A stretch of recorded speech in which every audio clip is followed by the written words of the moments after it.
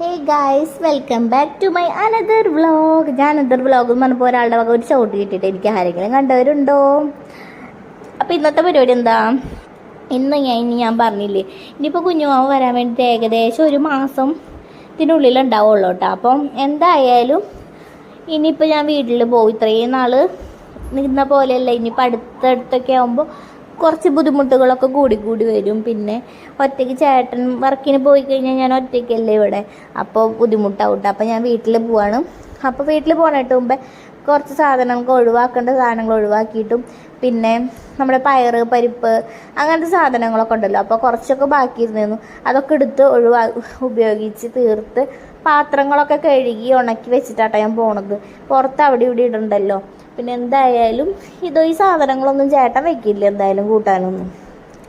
അപ്പോൾ ഞാൻ അതൊക്കെ എടുത്തിട്ട് കഴുകിയിട്ടാ. അപ്പോൾ രാവിലെ മൈദദോശയായിരുന്നു, അപ്പോൾ ഞാൻ കഴിച്ചില്ല. അപ്പോൾ അതിൻ്റെ പകരം 2 റസ്ക് ഉണ്ടായിരുന്നു, അതാണ് കേട്ടോ കഴിച്ചത്.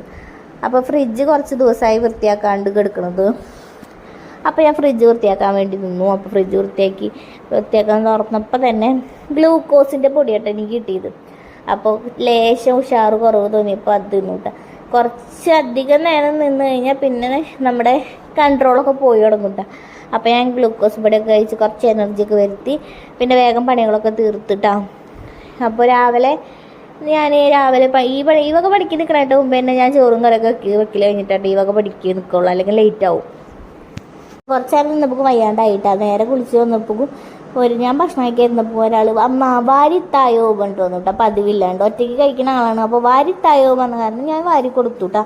അത് കഴിഞ്ഞിട്ട് ഞാൻ സാമ്പാറും പയറുപ്പേരും ഇഞ്ചിമ്പുളിയൊക്കെ ആയിരുന്നു, അത് കൂട്ടി കഴിച്ചു കേട്ടോ. പയർ ഞാൻ 2 നേരത്തേക്ക് വേണ്ടി വെച്ചതായിരുന്നു, സാമ്പാർ ഇന്നലത്തെ ആയിരുന്നു കേട്ടോ.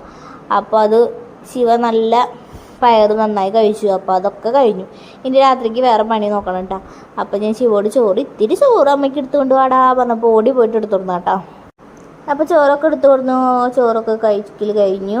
കുറച്ച് നേരം വിശ്രമിക്കൽ കഴിഞ്ഞ് കഴിഞ്ഞാൽ വൈകുന്നേരം ചായയുടെ സമയമായിട്ടാണ്. അപ്പോൾ ചായക്ക് കടി വാങ്ങാൻ വേണ്ടി പോയതാണ്. 2 പാക്കറ്റ് ബിസ്ക്കറ്റും ക്രീം ബണ്ണൊക്കെ ആയിട്ടാണ് വാങ്ങിയിട്ട് വന്നത്. ഇച്ചിരി പാലുണ്ടായിരുന്നു, അപ്പോൾ പാൽ ചായ ഉണ്ടാക്കി. പാൽ ഇവിടെ വാങ്ങാറില്ല, പാൽ വാങ്ങണ സമയത്ത് പാൽ ചായ ചേട്ടനതൊരു ബന്ധമാണ്. അപ്പോൾ അങ്ങനെ അതൊക്കെ കൂട്ടിയിട്ട് വൈകുന്നേരം കഴിച്ചു.